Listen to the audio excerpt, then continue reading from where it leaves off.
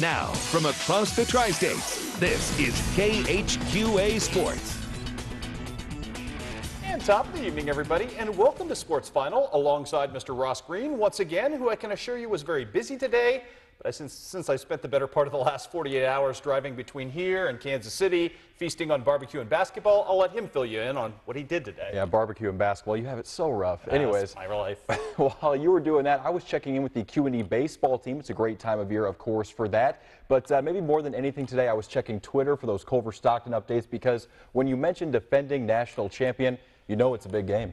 And of course, there was the case of another Goliath for the Culver Stockton Wildcats this slate today, whose improbable basketball odyssey is one of the better rags to riches story we've seen in these parts in any sport for a long time. And for Jack Schrader's crew, the obstacle before them today just so happened to be, as Ross said, a defending national champion. Now, it doesn't get much harder than that, or so it would seem.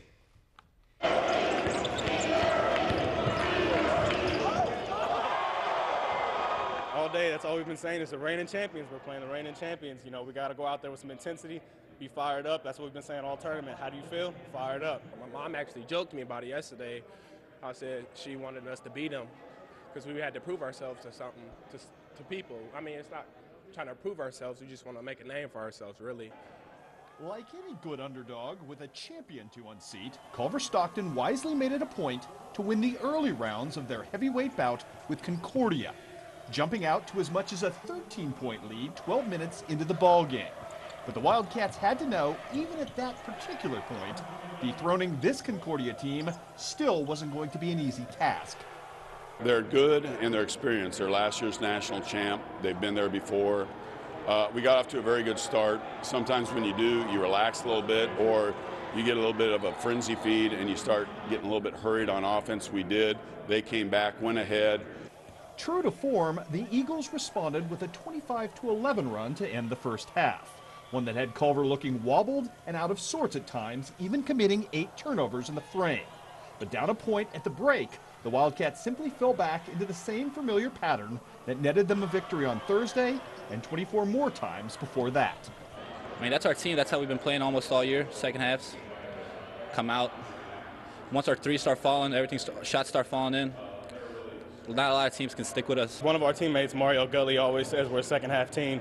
And personally, I never believed that, but these past 2 games, we've been down at the half and came out and ended up winning by a deficit of at least 10. So I guess we are a second-half team.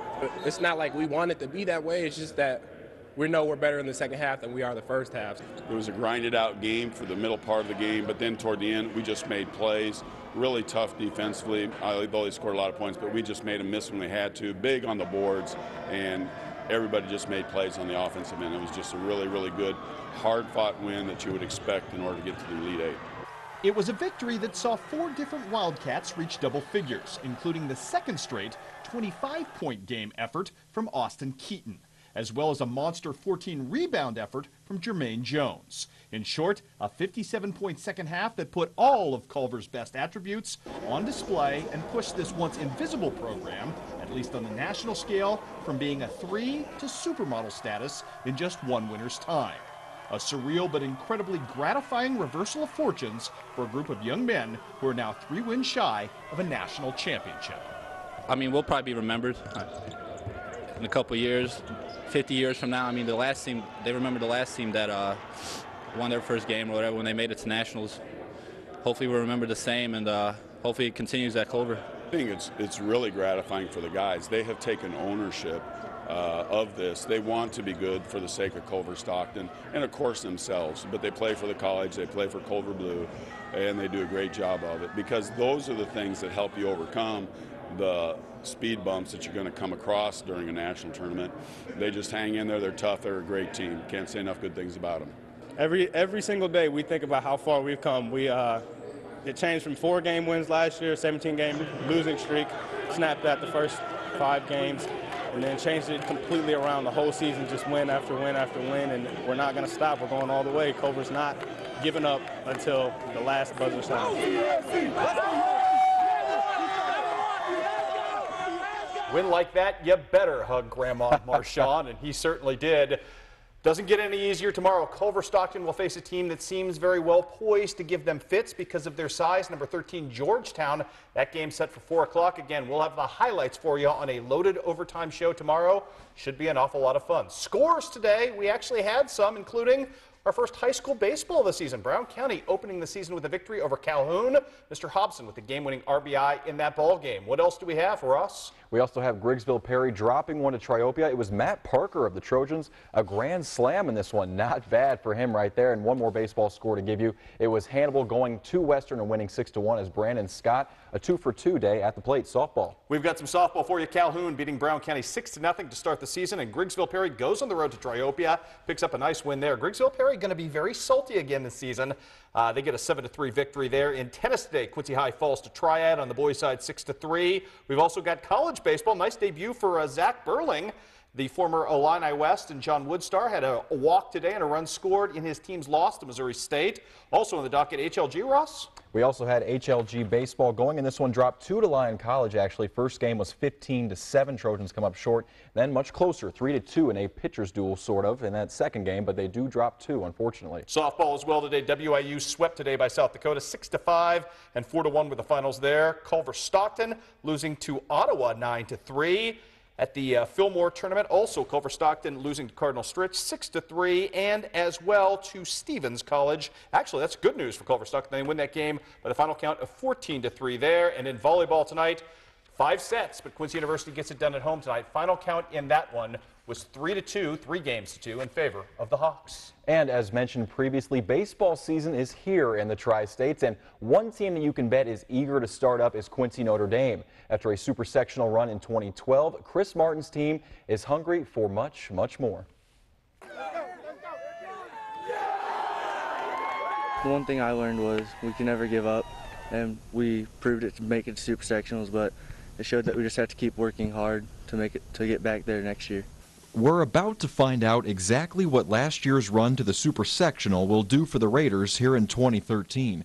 When you factor in the number of players returning with playoff experience, Q&D gets a boost in chemistry long before its first inning. You know who you're working with, you know the voices of your teammates, and you know what they got in their skill set.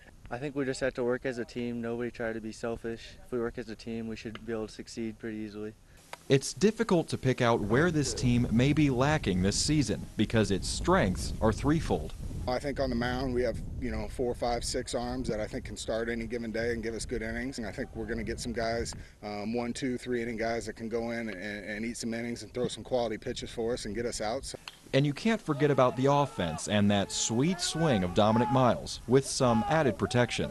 Dom's Dom. I mean, he's not going to sneak up on anybody. He hasn't for the last couple of years. So, he's obviously a leader for us. Well, we're going to be confident in our bats. We got Polak, who is an absolute stud, this freshman. And we got Bailey coming back, who's another freak. And then Lucy. We're going to have good bats this year, and Dom, obviously. Looking back a season, Q&D had an ability to play error-free baseball, which may help pave a path to Joliet more than anything else. I think our strength is always going to be built around our defense. We work so hard on it. We don't worry even about picking up the bats until we're able to control the ball and handle the ball the way that we know we can. I have 100% confidence in everybody out there. They're going to go out there and try their best and not cheat us. The road will be a little different this year after bumping up to Class 3A, but after last year, Q&D knows where the finish line is, and the Raiders are off and running here in March. It's an interesting dynamic right now, but the guys seem to be getting along. They're doing things properly. I think we're making gains every day, and that's what you want to see from a team with so much experience. We work every day. We work hard. We come out to practice focus. We come with the same mentality that we had last year. We're going to win on our defense, and the bats will come, and we're going to do our job every game and try and get that W. Rough day today, rough finish for Luke Guthrie, who got on the bogey train at the end of his round. He's going to miss the cut. No more for the weekend for Quincy's finest at Innisbrook. Coming up tomorrow, plenty more for the weekend for us with overtime. Again, we'll be tracking Culver Stockton. If they win tomorrow at 4 o'clock, it's on to Monday, which would be the national semifinals, and a national championship berth on Tuesday. Hey, it's not that far-fetched. These guys just keep winning and winning. It's been fun to watch. All those highlights on overtime, plus a little baseball, a little softball, and some all-star basketball tomorrow night right here from the WBBA Classic. If you're in town, should be an awful lot of fun. Head on down Those guys always put on a great show. Great efforts from the area's best seniors in Western Illinois. Should be a fun contest. Absolutely. And if you missed it at 6 p.m., Culver Stockton also had a pair of signings today. Liberty's Katie Klaus for volleyball and Pittsfield's Kennedy Cattleman for track and field. That online right now at ConnectTriStates.com. Check it out and check us out tomorrow. We'll see you then, everybody. Otherwise, have a great weekend.